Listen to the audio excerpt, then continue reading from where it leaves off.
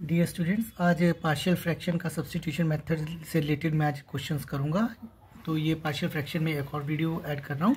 तो question number 16 है I equals to integration 1/x bracket start x raise to n plus 1। तो x की power n, तो इसके लिए मैं सवाल में क्या करूँगा, multiplying and divide by x raise to power n minus 1। ये मैंने इसलिए किया कि मैं इस x को जब इसके साथ रखूँगा तो ये पावर से ऐड होकर x की पावर n बन जाएगा।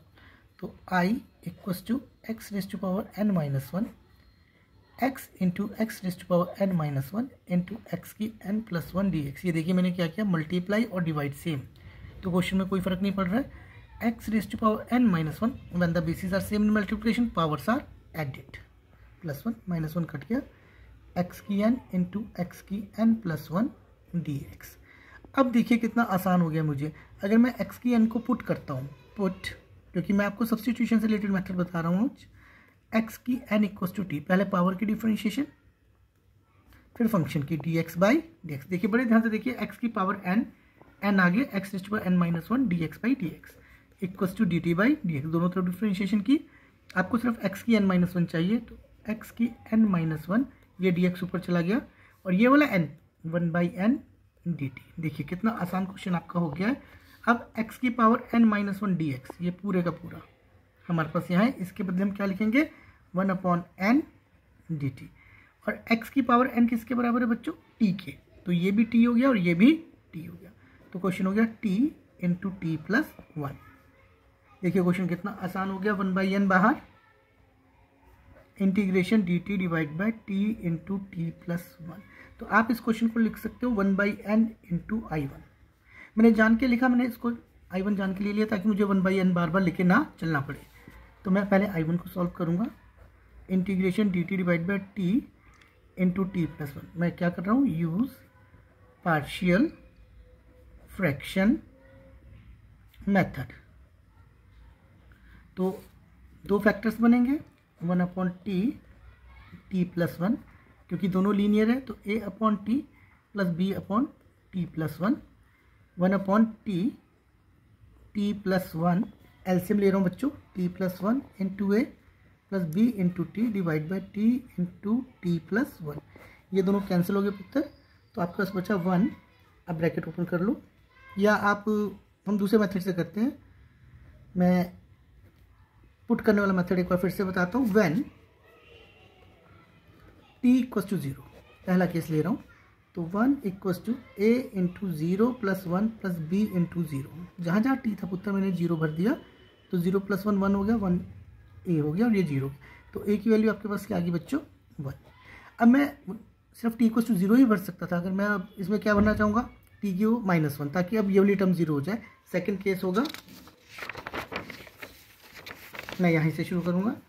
तो अब हमारे पास था 1 equals to a into t plus 1 plus b into t, when t equals to minus 1। देखिए सबसे पहले मैंने इस टर्म को 0 बनाया, अब मैं इस वाली टर्म को 0 बना रहा हूँ।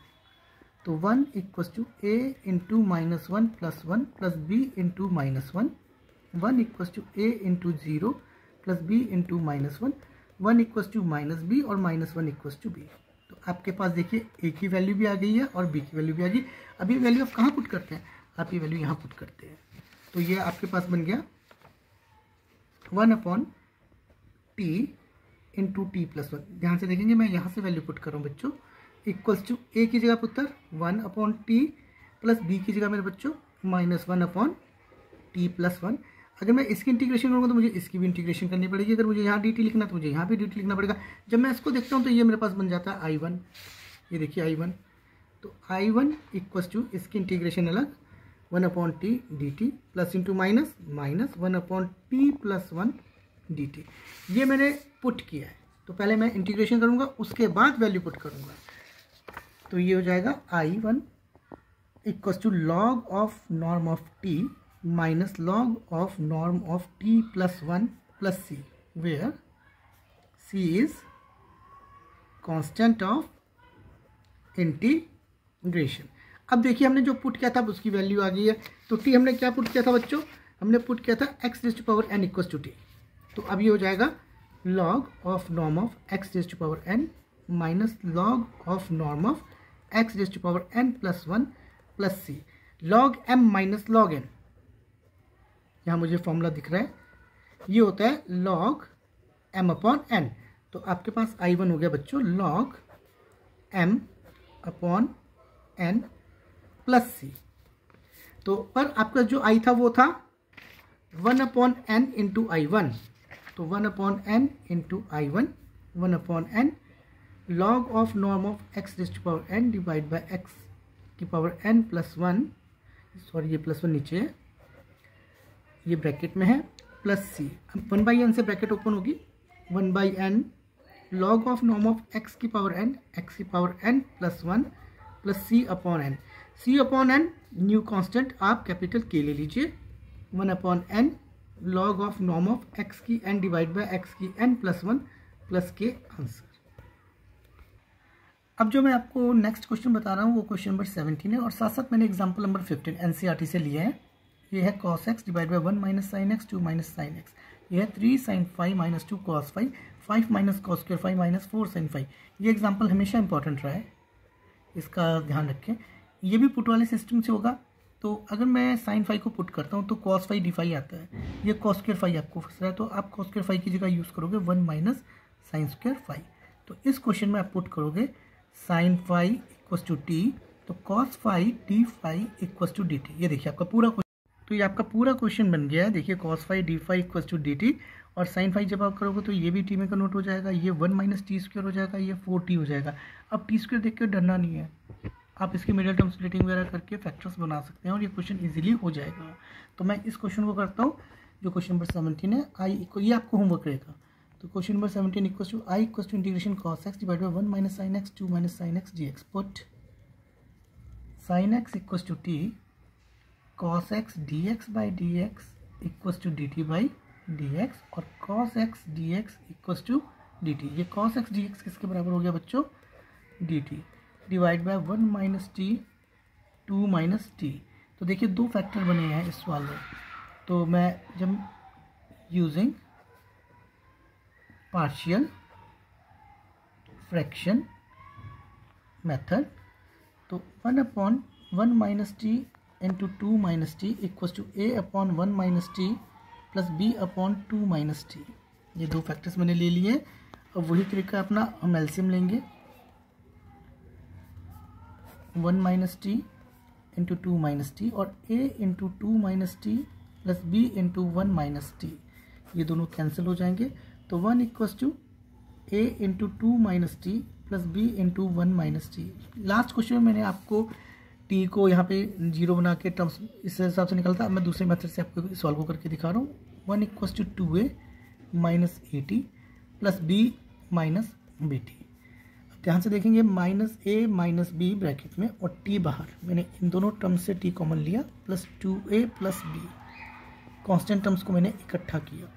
तो 0 इंटू टी, क्योंकि टी वाली टर्म यहाँ नहीं है, तो मैंने इस तरह से इंट्रोड्यूस करूँगा टी वाली टर्म कि वो क्वेश्चन में रहे भी और उसका कोई फर्क ना पड़े। Plus 1 comparing minus a minus b equals to 0 और 2a plus B equals to 1। देखिए कंपेयर किया कांस्टेंट को कांस्टेंट के साथ, कोफिशिएंट ऑफ टी को कोफिशिएंट ऑफ टी के साथ एडिंग, क्योंकि मुझे यहाँ माइनस बी प्लस बी दोनों दिख गए, दोनों कैंसिल हो गए। तो आपके पास बचा है a equals to 1। Put a equals to 1 in minus a minus b equals to 0, चाहे आप इसमें पुट कर लीजिए। Minus 1 minus b equals to 0, 1 minus 1 उधर जाएगा तो प्लस का 1 हो जाएगा, और b इक्वस टू माइनस 1। तो देखो बच्चों a इक्वस टू 1 आ गया आपके पास और b इक्वस टू माइनस 1 आ गया। तो ये दोनों वैल्यूज मैं कहाँ पुट करता हूँ? हमेशा यहाँ पुट करता हूँ। तो मैं लगाऊँ इसको पुट करने, बहुत ध्यान से देखेंगे।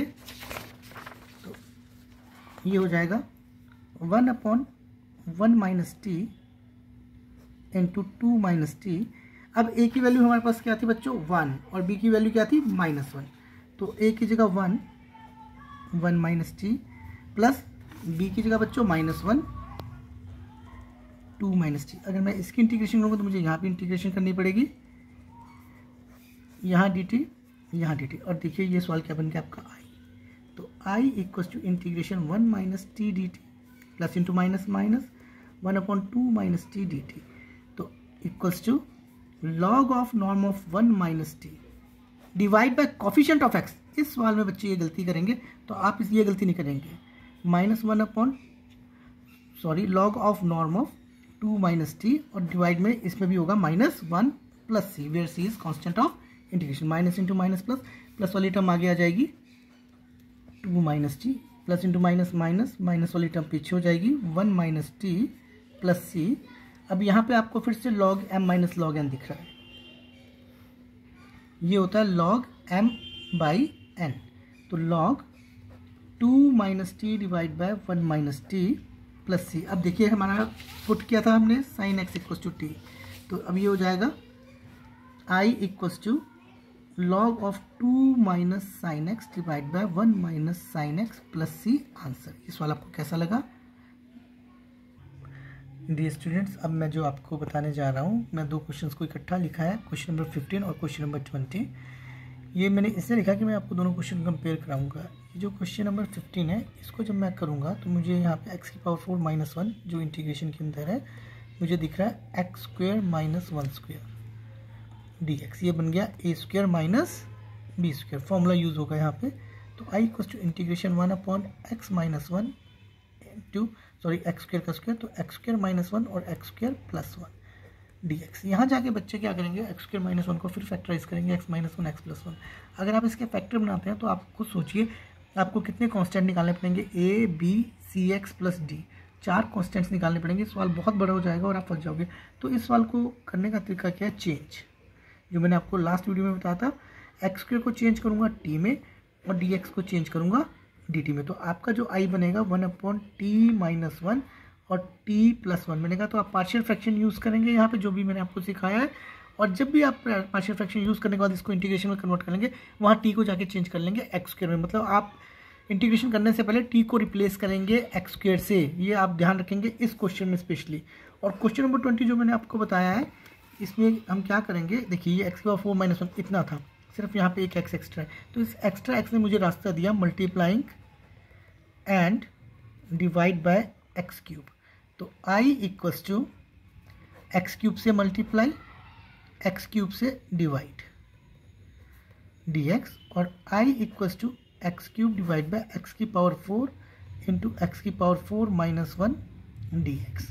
अब आप इसमें पुट कर सकते हैं, पुट एक्स की power 4 equals to t, 4x cube dx by dx, पहले पावर की डिफरेंशिएशन देन फंक्शन की dt बाई dx, dx से dx cancel, x cube d x equals to d t by 4। तो x cube d x आपका हो जाएगा 1/4 D T, और ये क्वेश्चन आपका हो जाएगा t इंटू टी माइनस 1। देखिए कितना फ़र्क है, ये मैंने जो क्वेश्चन किया है ये चेंज से किया है, चेंज, और ये मैंने पुट से किया, सब्स्टिट्यूशन मेथड यहाँ यूज़ किया है। तो यहाँ पे इंटीग्रेशन करने से पहले t को रिप्लेस करेंगे आप एक्स स्क्वायर के साथ, और यहाँ पे आप डायरेक्ट इंटीग्रेशन करेंगे, और इंटीग्रेशन करने के बाद t को रिप्लेस करेंगे एक्स की पावर 4 के साथ। तो ये क्वेश्चन आप दोनों, ये दोनों क्वेश्चन आपके लिए होमवर्क रहेंगे, आप इसे प्लीज़ जरूर करें और आंसर मिलाएं। तो दोस्तों अब मैं आपको लास्ट क्वेश्चन बता रहा हूँ, question number 21। i equals to integration 1 upon E की एक्स माइनस 1 डी एक्स। इसको करने के लिए भी आप क्या करोगे, ई की एक्स से मल्टीप्लाई, ई की एक्स से divide, multiplying and divide by E की एक्स। तो i इक्वल्स टू ई की एक्स डिवाइड बाय ई की एक्स इंटू ई की एक्स माइनस 1 डी एक्स। ये मैंने इसलिए किया कि मैं जब पुट करूँगा ई की एक्स इक्वल्स टू टी, तो ई की x d x by d x equals to d t by d x, और ई की power x d x equals to बच्चों डी टी हो जाएगा, ई की x d x I equals to d t divide by t into t minus 1। ये देखिए partial fraction बन गया। तो ये क्वेश्चन भी आप खुद करेंगे, ये होमवर्क रहेगा, और मुझे उम्मीद है कि आपको पार्शियल फ्रैक्शन एक्सरसाइज अच्छे ढंग से आई होगी। तो प्लीज़ इस एक्सरसाइज को कर लें, और ये एक्सरसाइज इंपॉर्टेंट रहती है, हर बार मैक्सिमम टाइम इसमें से 4 नंबर का क्वेश्चन जरूर आता है। Thank you.